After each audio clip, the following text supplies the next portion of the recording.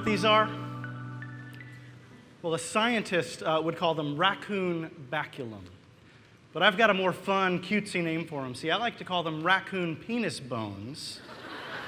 And the reason I call them raccoon penis bones is because they are quite literally raccoon penis bones. So I didn't know these things existed, and when I found out, my gosh, I needed to own some. Am I right? So I bought 1,000 raccoon penis bones, and you might be surprised to hear that buying 1,000 raccoon penis bones is not the easiest thing to do. It's actually a pretty manual experience that involves some emails, some phone calls, uttering some phrases I never thought in my life that I would say out loud, like raccoon penis bone, for one. So I had to own these raccoon penis bones. I bought 1,000 of them, and I decided, you know what? I'm going to start a company.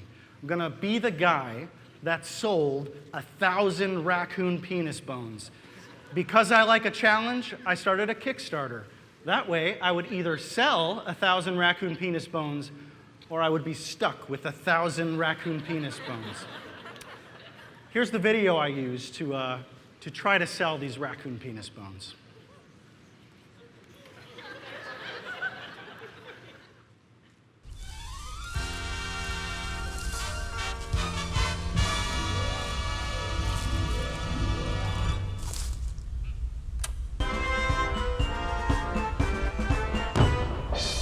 The guy that sold 1,000 raccoon penis bones. I'm the guy that sold 1,000 raccoon penis bones. I put them in a plastic tube and I sold them to America in the USA.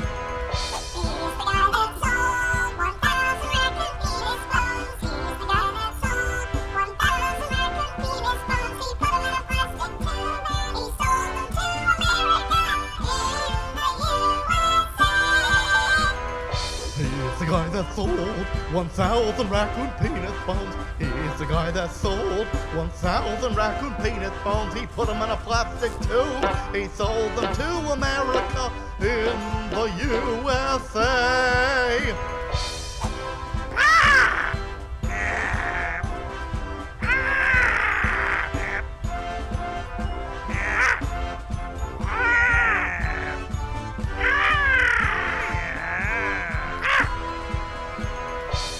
The guy that sold 1,000 raccoon penis bones. I'm the guy that sold 1,000 raccoon penis bones. I put them in a plastic tube and I sold them to America in the USA.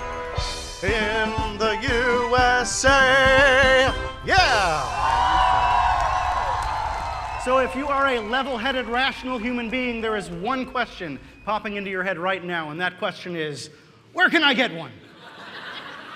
Okay, maybe the question is, why? Why would this guy dedicate any moment of his life to trying to sell 1,000 raccoon penis bones? I had no market research telling me that people wanted them.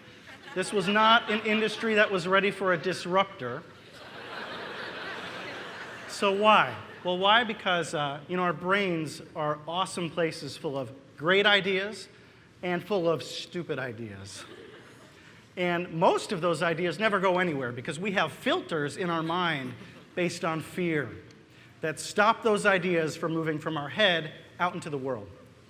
So it was a challenge I gave myself many years ago that if I had the time and if I had the resources, I would take any idea that popped into my head, the great ones and the stupid ones, and I would make them happen. And I would free myself from that crippling fear and anxiety by chasing after a no instead of a yes. So by chasing that no, by worrying about getting to that yes, chasing that no, it freed me up to be creative. It freed me up to have a little fun. It was very freeing to be able to bring that out into the world and not have to worry about selling 1,000 raccoon penis bones, just worrying about getting that idea out there.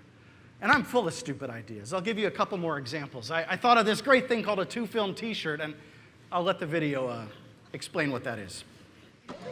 Okay, what is your problem anyway? Is it that you only enjoy one film, Adventures in Babysitting? No, of course you know I also really like the movie Men in Black. You've seen I have almost every of the action figures. What, am I supposed to wear 2 t-shirts? Nope. Yeah, yeah,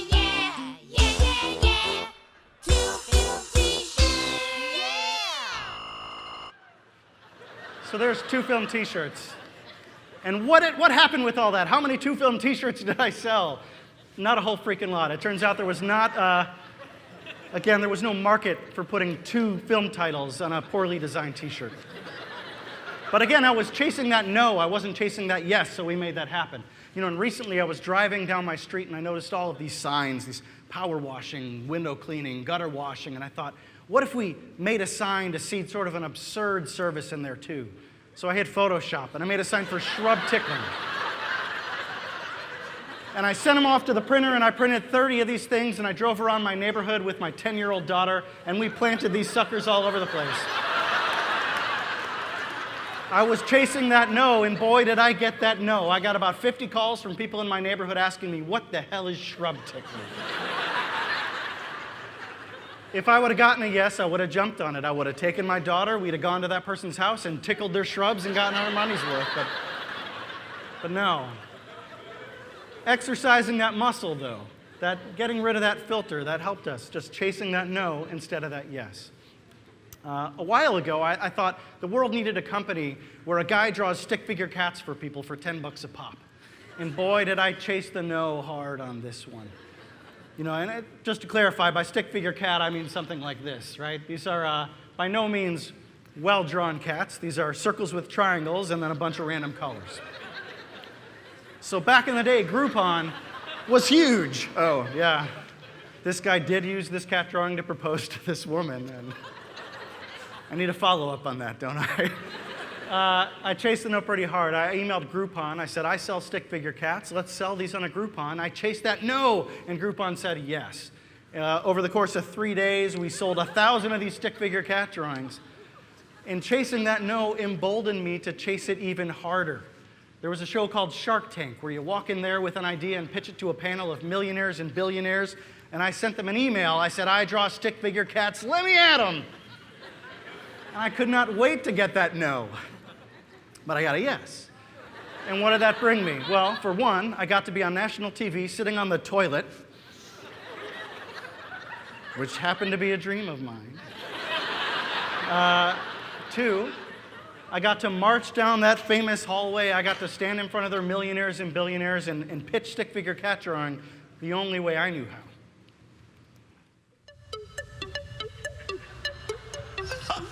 Hey there, sharks. My name is Steve. I got an offer that you won't believe. For the low, low price of just 10 grand, you get a quarter of my company, you understand? You go to my site, you describe a cat, I draw it, I mail it, it's as easy as that. I'd invest if I were you, and I want to draw a cat for you. So what comes of this? What comes of chasing that no this hard on national television? Well, for one, a new business partner, Mark Cuban, who is now part owner of my stick figure cat drawing company. Thank you. And boy, did we draw cats. We drew cat after cat after cat. We made pins. We made t-shirts. We made baby onesies with stick figure cats on them.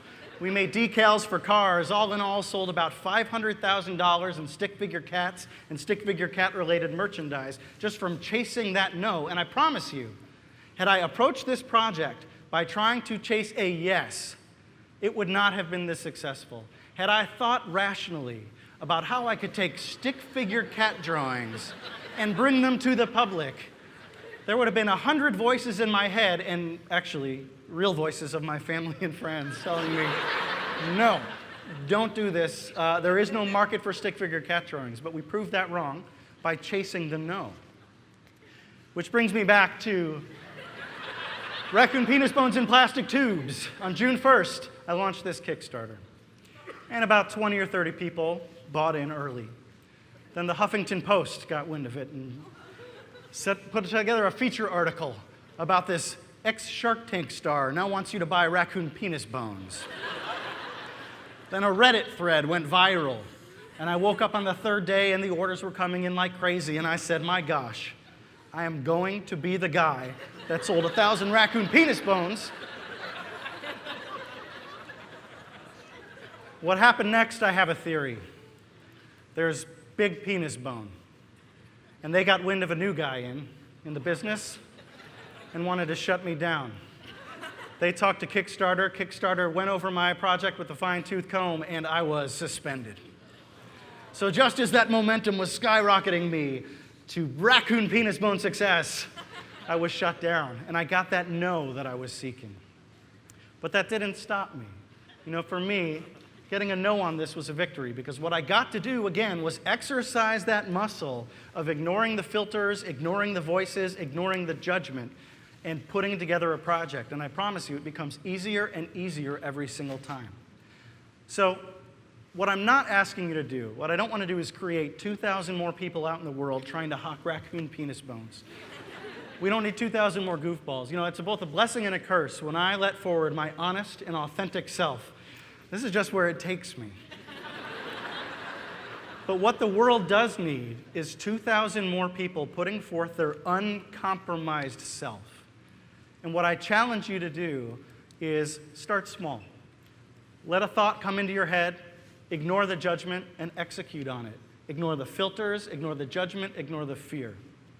Chase that no, because I can't wait to see what pops out of your head. Thanks.